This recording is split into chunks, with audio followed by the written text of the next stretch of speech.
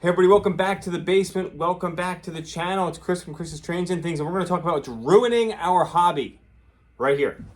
Let's go.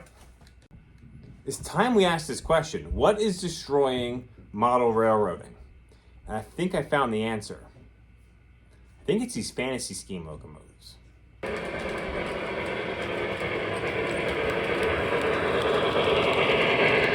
When was the last time we went through a catalog without Lionel or MTH coming out with a fantasy scheme, or someone else releasing a fantasy scheme? I mean, for goodness sakes, look behind me. These are just from this year.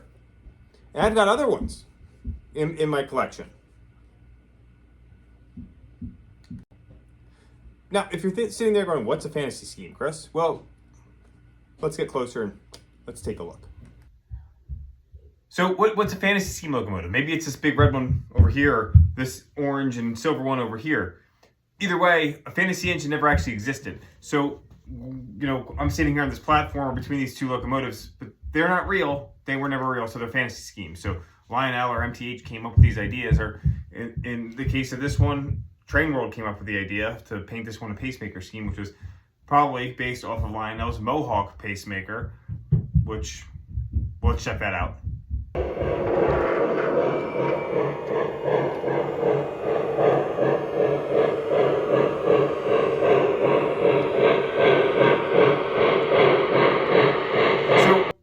So anyway, we're down here looking at these things. They look pretty cool. They're definitely different than those black locomotives running around, but what's the point? We're model railroading. We're supposed to look prototypical, right? This looks ridiculous. These passengers are down here just standing here like frozen in space. They're not even reacting to these things going by. So what are we doing here? What are we doing? What's happening? What's happening? What's happening?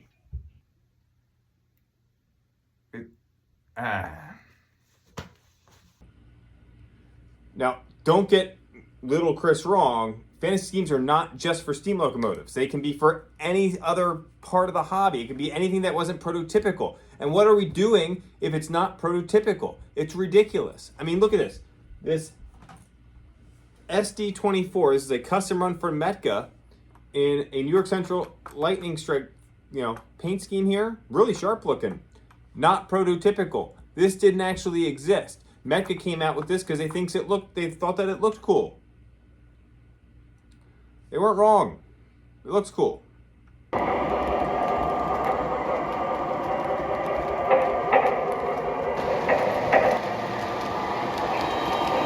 So what's the point of these fantasy schemes? Let's go look at some collections.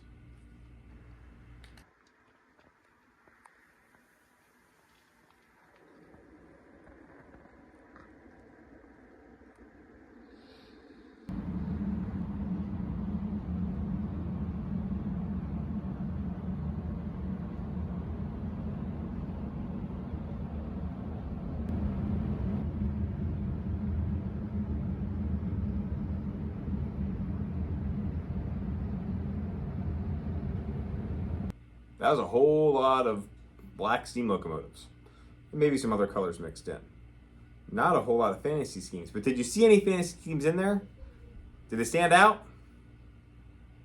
They do tend to stand out. Now, this may come as a surprise, but I do not live alone in my basement. I live in a house with 3 other human beings and 2 dogs. What do you think, Rosie? What do you think of the trains? You like them? Let's ask Tucker. Tucker, what are your thoughts on the trains? Tucker doesn't have an opinion. There's 3 other human beings have a whole lot to say in how things run around here. And believe it or not, they also come to the basement sometimes and enjoy what you see behind me. My wife's getting there. The kids enjoy it. When I ask them what their favorite locomotives are, believe it or not, it's not the M1A. It's not the K4. It's usually one of these fantasy scheme locomotives. Why? Because it stands out and it's different, right? So, we're not just talking about like the Frozen set. We're not talking about like the Toy Story set that Lionel's come out with, or some other Disney sets they've come out with. We're not talking about the Halloween set or the Polar Express. The Polar Express might be one of the most expensive locomotives to buy. A Lionel Polar Express, like the scale one. That's a fantasy scheme. So if you're anti-fantasy scheme, but you have a Polar Express, You spend a lot of money on a fantasy locomotive because that thing doesn't actually exist, believe it or not. Spoiler alert. All aboard! This is the Polar Express! But don't get me wrong. We try to model some things that are prototypical, but we have to have fun with this hobby, and that's what the fantasy schemes do. So we've got things like the Chessie Greenbrier.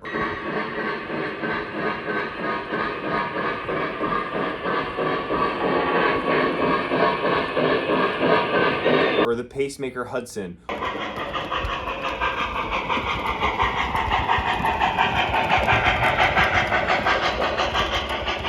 Or the New York Central SD24. We've got things like the Denvo Rio Grand Mogul.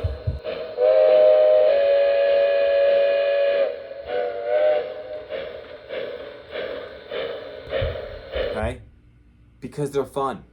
The Pacemaker Mohawk was fun. And guess what? The Pacemaker Mohawk inspired this. And they look pretty cool running down the layout.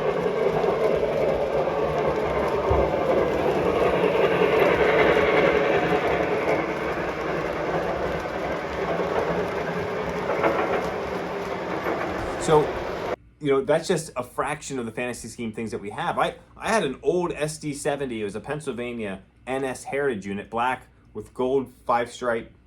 That doesn't actually exist. The Heritage unit's an ES44 and it's Tuscan. It's not a black SD70. So that was fantasy scheme also. If we could get to rolling stock, this could go on forever. So I think it's time we kind of back off the high horse about fantasy scheme locomotives ruining the hobby so much as helping us expand it. Because when I have people over at my layout and my friends' come over, or my kids' friends come over, they ask to see these things. They don't ask to see the black steam locomotives.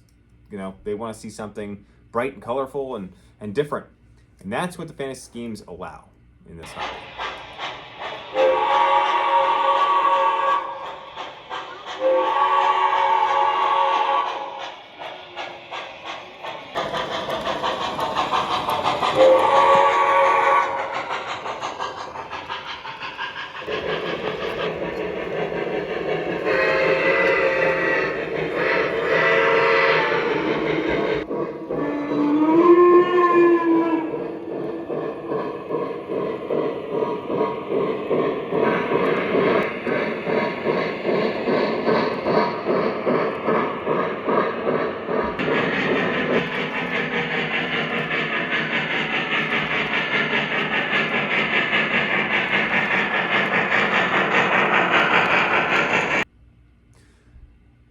Thinking back, the first fantasy scheme locomotive might have been something that said Lionel lines on it back in, 1930s. If you have anything post-war that says Lionel lines on it, that would probably be fantasy scheme, because I don't think there's anything that says Lionel lines on it, unless it was UP844 with a big magnet on the tender.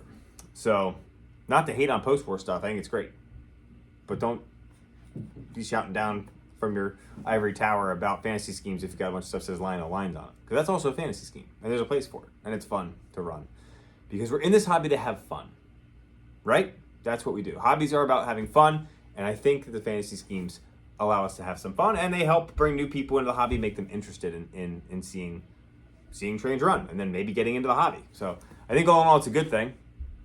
So maybe it's not destroying our hobby. Maybe something else is. Maybe it's not being destroyed at all.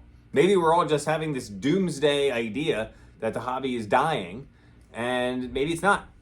Maybe it's in a pretty good place. Because in the last few years, I've seen a lot of other channels and people, and I've connected with individuals that are growing and being part of the hobby and starting collections. Just sold my P70 passenger cars to a gentleman who's just starting his own collection and needed some rolling stock. So I think we're in an okay place. Just because the York numbers have maybe slowly declined doesn't mean that they won't go back up soon. It doesn't mean that the hobby's dying.